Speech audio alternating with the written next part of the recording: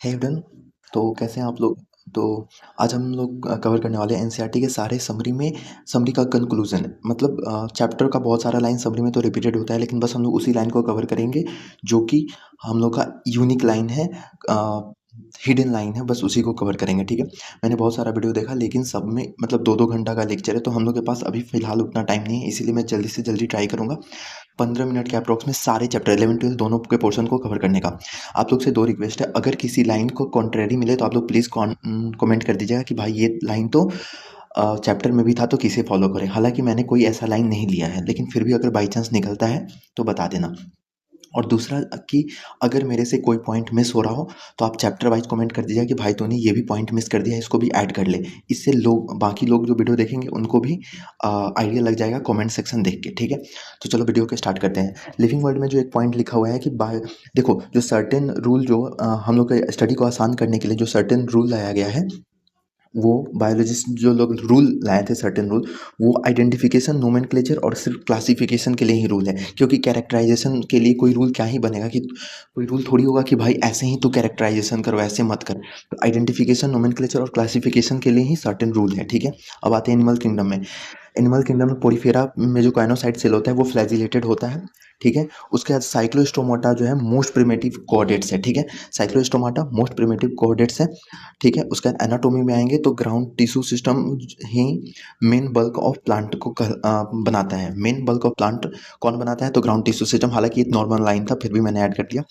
Pair of salivary gland जो cockroach, ये cockroach है। ठीक है, कॉकरोच में जो पेयर ऑफ सिलेवरी ग्लैंड होता है वो क्रॉप के नियर प्रेजेंट होता है। ठीक है, उसके बाद अ, हम लोग पढ़े थे कि 9 से 10 ऊतक होता है और उसमें 14 से 16 एग होते हैं। तो यहाँ पे लिखा हुआ है उस ऊतक के रप्चर होने के बाद हम लोग का जो यंग बनता है 16 बनता है। एनसीईआरटी में 14 से 16 एग लिखा हुआ है चैप्टर में, लेकिन यहाँ पे 16 लिखा हुआ है, जिसको निम्फ कहते हैं। इन्फॉर्मेशन के लिए अगर स्टेटमेंट आ जाए तो ये सही होगा। ठीक है, सेल में क्या होता है कि इंडोप्लाज्मिक रेटिकुलम जो है वो ट्रांसपोर्ट में भी मदद करता है, प्रोटीन और लाइपोप्रोटीन और ग्लाइकोजन में भी मदद करता है। हम लोगों ने गोल्गी बॉडी के बारे में क्या पढ़ा था? ग्लाइको प्रोटीन और ग्लाइको लिपिड पढ़े थे हम लोग गोल्गी बॉडी के बारे में। ठीक है, लेकिन इंडोप्लाज्मिक रेटिकुलम के बाद लाइपोप्रोटीन, ग्लाइकोजन और प्रोटीन के बारे में, और ट्रांसपोर्ट में भी मदद करता है। लाइसोसोम जो है उसके पास डाइजेशन करने के लिए एंजाइम है। सारे माइक्रो मॉलिक्यूल के पास सारे मैक्रो मॉलिक्यूल को डाइजेस्ट करने वाला एंजाइम है, और सिंगल मेम्ब्रेन है। नॉर्मल सी बात है। ठीक है, बाकी इसमें ऐसा कुछ है नहीं। ठीक है, ये वैसे ही मैंने अंडरलाइन कर दिया था। अब वैसे इसमें कुछ नहीं है। ठीक है, अब सेल साइकिल पे आते हैं। सेल साइकिल में जीवन जो है वहाँ पे most of the cell organelle duplicate होते हैं, और जी2 जो है वो साइटोप्लाज्मिक ग्रोथ वाला फेज है। ठीक है, अब आते हैं रेस्पिरेशन में। फर्मेंटेशन कहाँ कहाँ होता है? प्रोकार्योट्स में होता है। सबसे पहले एनारोबिक, अंडर एनारोबिक कंडीशन में होता है। जैसे कि हम लोग का चैप्टर में तो मसल में तो दिया हुआ है कि हेवी एक्सरसाइज को, तो यहाँ पे मसल वाला बात नहीं लिखा है, लेकिन प्रोकार्योटिक, यूनिसेलुलर और जो मोस्ट इंपॉर्टेंट है जर्मिनेटिंग सीड में भी फर्मेंटेशन होता है, याद रखना है। ठीक है, प्लांट ग्रोथ एंड हार्मोन में क्या लिखा हुआ है कि 3 प्रिंसिपल फेज ऑफ ग्रोथ। देखो चैप्टर में तो ये तीनों फेज के बारे में बताया गया है, लेकिन 3 प्रिंसिपल फेज ऑफ ग्रोथ इसी तीनों को कहा जाता है, ये समरी में बताया हुआ है। ठीक है, अब बॉडी फ्लूइड एंड सर्कुलेशन में हम लोग को पता चलता है कि स्ट्रोक वॉल्यूम को ही बीट वॉल्यूम कहा जाता है। ठीक है, अब एक्सक्रीशन का बात करते हैं। अभी थोड़े दिन पहले पार्थ गोयल भैया हैं, वो एक शॉर्ट बनाए थे। उन्होंने कुछ बिटवीन करके कोई एक शॉर्ट बनाया था, मुझे याद नहीं है आ रहा है एग्जैक्टली क्या बनाया था। तो उन्होंने कुछ कुछ बताया था कि बिटवीन अगर लग जाए तो ये गलत है, कि उन दोनों के बीच में थोड़ी ना होता है, सेपरेटली ऑपरेट होता है। लेकिन एनसीईआरटी के समरी में बिटवीन वर्ड दिया हुआ है, तो मुझे लगा कि ये कंफ्यूज कर देगा कि ठीक है, काउंटर करंट मैकेनिज्म जो होता है between two loop of Henle and dose of भाषा रिक्टा, यानी अपने अपने में ये एग्जैक्ट स्टेटमेंट आ जाएगा, क्योंकि इसमें कुछ मैनिपुलेशन करने वाला नहीं है। एग्जैक्ट स्टेटमेंट ध्यान रखना, ये ट्रू है क्योंकि एनसीईआरटी में लिखा हुआ है। ठीक है, ठीक है, मूवमेंट ऑफ लोकोमोशन में देखते हैं। मसल फाइबर जो है एनाटॉमिकल यूनिट है और सार्कोमेयर जो है फंक्शनल यूनिट है। ठीक है, muscle fibre, anatomical, functional, sarcomere. इसको याद कैसे रखेंगे? तो सार्कोमेयर 2 जेड लाइन के बीच को कहा जाता है। तो फंक्शनली तो यही ना काम करता है, अंदर आता है फिर ये बाहर जाता है, फंक्शनली तो यही है ना। लेकिन ऊपर से देखने में अगर हम लोग देखने जाते हैं तो मसल फाइबर को एज अ यूनिट सेल देखते हैं, बाहर से जब देखते हैं तो। ठीक है, तो मसल फाइबर एनाटॉमिकल है, सार्कोमेयर फंक्शनल है। ठीक है, अब आते हैं न्यूरल कंट्रोल एंड कोऑर्डिनेशन। यहाँ पे तो भर करके इन्फॉर्मेशन दिया हुआ है, ठीक है। यहाँ पे क्या बताया गया, लिम्बिक सिस्टम जो है वो ऑल्फैक्शन में भी काम करता है और ऑटोनोमिक रिस्पॉन्स में भी काम कर सकता है। चैप्टर में क्या दिया हुआ है, sexual behaviour, expression of emotional और मोटिवेशन, लेकिन यहाँ पे लिम्बिक सिस्टम ऑल्फैक्शन और ऑटोनोमिक में भी काम करता है, ठीक है। इसको भी हाईलाइट कर ही देते हैं, ऑटोनोमिक में भी काम करता है, ठीक है। अब आते हैं मिड ब्रेन। मिड ब्रेन जो क्या करता है, मिड ब्रेन रिसीव करता है और इंटीग्रेट करता है, यानी मिलाता है विजुअल, टैक्टाइल और ऑडिटरी इनपुट को, ठीक है, बहुत इंपॉर्टेंट है। और सेरिब्रल क्या करता है, सेरिबेलम क्या करता है, सेरिबेलम क्या करता है, वो इंफॉर्मेशन को इंटीग्रेट करेगा। सेरिबेलम इंफॉर्मेशन को इंटीग्रेट करेगा कहाँ से, the semi circular canal of year और ऑडिटरी सिस्टम। मिड ब्रेन क्या करता है, विजुअल, टैक्टाइल और ऑडिटरी इनपुट को रिसीव करके इंटीग्रेट करता है, लेकिन सेरेबेलम क्या करता है, ऑडिटरी सिस्टम से इंटीग्रेट इंफॉर्मेशन को रिसीव करके इंटीग्रेट करता है। तो ये दोनों ऑडिटरी तो यहाँ दोनों कॉमन हो जाएगा, तो इतना हार्ड क्वेश्चन तो नहीं बना रहा है कि इनपुट और सिस्टम पे जाके तुमको डिफ्रेंशिएट करेगा, इतना हार्ड उसके पागल नहीं है उसके पास।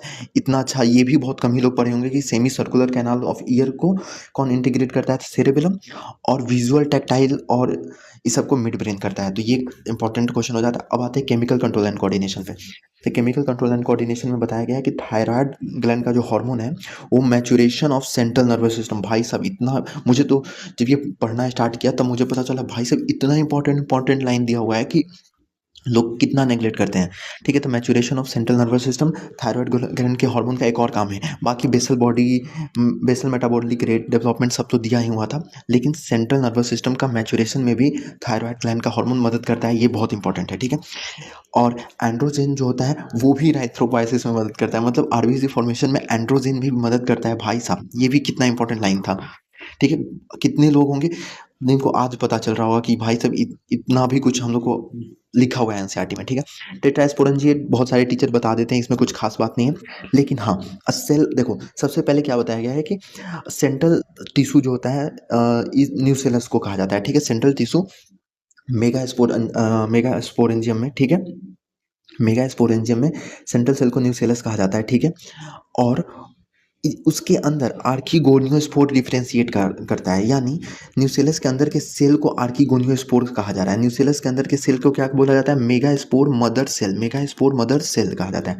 तो वही कहा जा रहा है सेल ऑफ आर्किगोनियोस्पोर, यानी मेगास्पोर यानी आर्किगोनियोस्पोरम को ही मेगास्पोर मदर सेल कहा गया है। आर्किगोनियोस्पोर को ही, ये कंक्लूजन में लिख लीजिएगा, आर्की स्पोरियम को ही मेगास्पोर मदर सेल कहा गया है, ठीक है, जो कि न्यूसेलस के अंदर के सेल को कहा गया है। न्यूसेलस के अंदर के सेल डिफरेंशिएट होते हैं, तो उसी सेल को यहाँ पे क्या बताया गया, आर्किगोनियोस्पोरम डिफरेंशिएट होते हैं, ठीक है। तो ये भी एक इंपॉर्टेंट मुझे लगा, ठीक है, यानी आर्किगोनियोस्पोरम भी उसी को कहा जाता है, ठीक है। रिप्रोडक्शन इन ह्यूमन में आएंगे तो इसमें बताया गया पार्चुरेशन में कॉम्प्लेक्स न्यूरो इंडोक्राइन मैकेनिज्म तो इन्वॉल्व होता ही है, साथ में कॉर्टिसोल वेरी इंपॉर्टेंट, और ऑक्सीटोसिन और एस्ट्रोजन तो ठीक है सबको पता है, लेकिन कॉर्टिसोल भी काम करता है रिप्रोडक्शन में के पार्चुरेशन प्रोसेस में, ठीक है, याद रखेंगे। रिप्रोडक्टिव हेल्थ में इनफर्टिलिटी का डिफिनेशन तो सबको पता है, लेकिन ईयर यहाँ पे टाइम मेंशन किया हुआ है कि 2 साल का ही। इनएबिलिटी टू कंसीव या produce children after 2 year of unprotected sexual cohabitation को ही इनफर्टिलिटी कहा जाता है। प्रिंसिपल ऑफ इनहेरिटेंस में ये बहुत लोगों को ये लॉजिकल बात है, पर फिर भी मैंने लिख दिया, अंडरलाइन कर दिया है, क्योंकि अगर एक स्टेटमेंट में आ जाए तो हो सकता है। तो क्लोजली लोकेटेड जीन एसोर्टेड टुगेदर, सही बात है, अगर कोई जीन पास पास है तो वो साथ में असॉर्टेड होंगे, लेकिन वही अगर कोई जीन दूर दूर है तो हो सकता है वो इंडिपेंडेंट असॉर्ट हो जाए। The distantly located gene due to recombination assorted independently, इसमें कुछ खास बात नहीं था। हाँ, मॉलिक्यूलर बेसिस में एक यहाँ पे एआर रीजन बन सकता है, सर्सन रीजन की ट्रांसक्रिप्शन और ट्रांसलेशन बहुत इनर्जेटिकली बहुत एक्सपेंसिव है, मतलब ऐसा नहीं कि पैसा लग रहा है, एक्सपेंसिव कहने का मतलब एनर्जी उसमें बहुत ज़्यादा लग रहा है, इसीलिए इसको इतना टाइटली रेगुलेटेड रखा गया है। तो क्वेश्चन बन सकता है टाइटली रेगुलेटेड क्यों रखा गया है, क्योंकि उसमें एनर्जी इतना एक्सपेंसिव होता है कि एनर्जी इतना लग जाता है कि हम लोग उसको बार बार अफोर्ड नहीं कर सकते हैं, ठीक है। एक ये स्टेटमेंट हो गया। दूसरा स्टेटमेंट क्या है, regulation of transcription is the primary step for regulation of gene expression. Gene expression का रेगुलेशन के लिए जो प्राइमरी स्टेप है, जीन एक्सप्रेशन के रेगुलेशन के लिए जो प्राइमरी स्टेप है वो रेगुलेशन ऑफ ट्रांसक्रिप्शन है, यानी जीन एक्सप्रेशन सही से हो, सही से रेगुलेट हो, इसके लिए ट्रांसक्रिप्शन को रेगुलेट करना बहुत ज़रूरी है, ठीक है। ये मतलब प्राइमरी स्टेप ही है, ठीक है, ये प्राइमरी स्टेप है। ठीक है, अब आगे आते हैं, इवोल्यूशन पे बात करते हैं। इवोल्यूशन क्या कह रहा है? इवोल्यूशन में तो आज मैं एलन के मेजर के बाद ये रिकॉर्ड कर रहा हूँ, तो मेजर में यहाँ से क्वेश्चन आया था, मैं सनक गया था कि भाई साहब, और इसीलिए मैं आज बैठ के पूरा एनसीईआरटी का समरी कवर कर गया, ठीक है। और कंक्लूजन यही है। मैं भी इतना ऐसे ऐसे पढ़ा था, और बहुत सारे पॉइंट मैंने एक दो टीचर का भी देखा, टीचर से गया देखने, तो वो लोग भी ऐसे ही मार्क किए थे, लेकिन कुछ सब जगह एक साथ अढ़ाई अढ़ाई घंटा में था, तो फिर मैंने सोचा कि एक 15 मिनट का वीडियो बनाता हूँ जिसमें सब कवर हो जाए। हालांकि मैं इतना फास्ट कर रहा हूँ कि अभी तक 10 ही मिनट हुआ है, तो चलो आपका टाइम ज़्यादा वेस्ट नहीं होगा, मेरा मेन मोटिव यही था, ठीक है। अब आते हैं अदर फिनोमेना।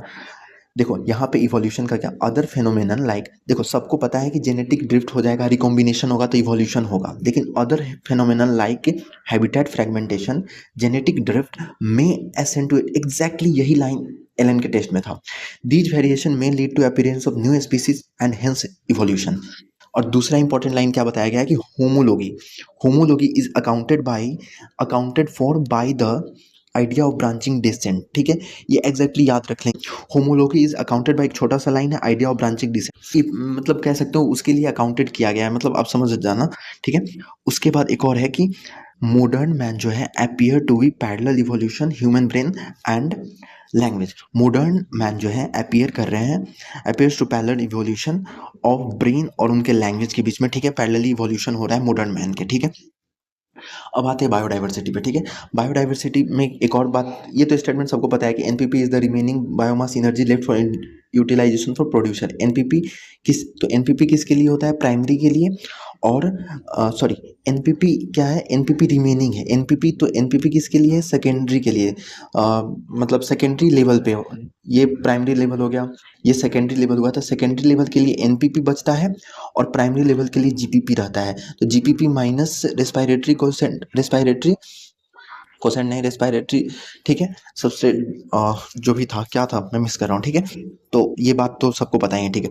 और बहुत इंपॉर्टेंट बात कि मेरा तो पुराना वाला एनसीईआरटी है, लेकिन मैंने जब नए वाले एनसीईआरटी से मैच किया तो इसमें न्यूट्रिएंट साइक्लिंग का पूरा पैराग्राफ रखा हुआ है। तो यहाँ पे चलो अच्छे से पढ़ते हैं न्यूट्रिएंट साइक्लिंग।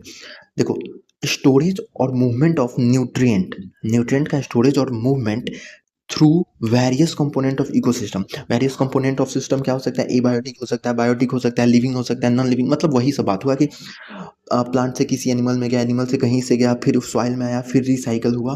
तो यानी एक तरीके से स्टोर, कहीं पे स्टोर हो रहा है, कहीं पे मूवमेंट हो रहा है, तो storage movement through soil, living, किसी किसी अलग अलग कंपोनेंट के थ्रू, उसी को न्यूट्रिएंट साइक्लिंग कहा जाता है। Nutrients are repetitively use through this process. Nutrients बार बार यूज होता है और रिसाइकल होता है, यूज होता है, रिसाइकल होता है। दो टाइप का न्यूट्रिएंट साइक्लिंग होता है, एक गैसियस होता है, एक सेडिमेंट्री होता है। गैसियस का एग्जांपल है एटमॉस्फेयर और हाइड्रोस्फीयर का, और सेडिमेंट्री का एग्जांपल है अर्थ क्रस्ट, ठीक है। सेडिमेंट्री का एग्जांपल है अर्थ क्रस्ट। अब atmosphere is a reservoir of carbon. Atmosphere और हाइड्रोस्फीयर यानी हवा, एटमॉस्फेयर, और हाइड्रोस्फीयर यानी पानी, कार्बन का रिजर्वायर है, ठीक है। और ये किस टाइप का है? तो गैसियस टाइप का है। अर्थ क्रस्ट क्या है? फॉस्फोरस का रिजर्वायर है। और ये किस टाइप का है? तो सेडिमेंट्री टाइप का है। अब प्रोडक्ट ऑफ इकोसिस्टम जो होता है, इकोसिस्टम प्रोसेसेस एज, उसको इकोसिस्टम सर्विस कहा जाता है। अब कोई इकोसिस्टम से हम लोग प्रोडक्ट यूज कर रहे हैं, तो एक तरीके से वो इकोसिस्टम का द्वारा प्रोवाइड किया जाने वाला सर्विसेज है। एग्जांपल में प्यूरिफिकेशन ऑफ एयर और वाटर बाय फॉरेस्ट, क्या मस्त इकोसिस्टम सर्विस हम लोग को दे रहा है, लेकिन हम लोग उसका वैल्यू नहीं कर रहे हैं। खैर कोई बात नहीं। हाँ, अब इको सॉरी, ये उल्टा हो गया क्या? ये इकोसिस्टम का था और ये बायोडाइवर्सिटी का है। एक सेकेंड, ये उल्टा हो गया, मैं इसे ठीक कर देता हूँ। ये इकोसिस्टम, हाँ, तो बायोडाइवर्सिटी में तो इसमें बहुत सारा एक्स्ट्रा एक्स्ट्रा डेटा सब दिया हुआ था, जैसे 700 स्पीसीज, 1500 स्पीसीज, तो इसमें कुछ अथी नहीं करना है। हम लोग के एनसीईआरटी में मैंने एक साइज में 700 कुछ लिखा हुआ है, ये 1500 कुछ लिखा, यहाँ पे ये तो ठीक है, 15,500 ही लिखा हुआ था। इसमें याद ये करना है कि एक्सरसाइज में लिखा तो हुआ है कि मोर देन 15,500 स्पीसीज फेस कर रहा है, एक्सटेंशन का थ्रेट फेस कर रहा है, लेकिन इसमें इंपॉर्टेंट लाइन ये है कि 650 से ज़्यादा उसमें से इंडिया का ही है। 650 से ज़्यादा कहाँ का है? इंडिया का है। तो आई होप आप लोग को ये वीडियो अच्छा लगा होगा। प्लीज़ अगर आपको अच्छा लगा तो एक कमेंट कर दिए, और प्लीज़ चैनल को सब्सक्राइब कर लीजिए, क्योंकि हो सकता है अगर ऐसा इन्फॉर्मेटिव वीडियो मुझे मिले तो मैं आप लोग को से ज़रूर शेयर करूँगा, ताकि कम से कम टाइम में मैक्सिमम आप लोग को आउटपुट मिल सके, ठीक है। Thank you so much for the video.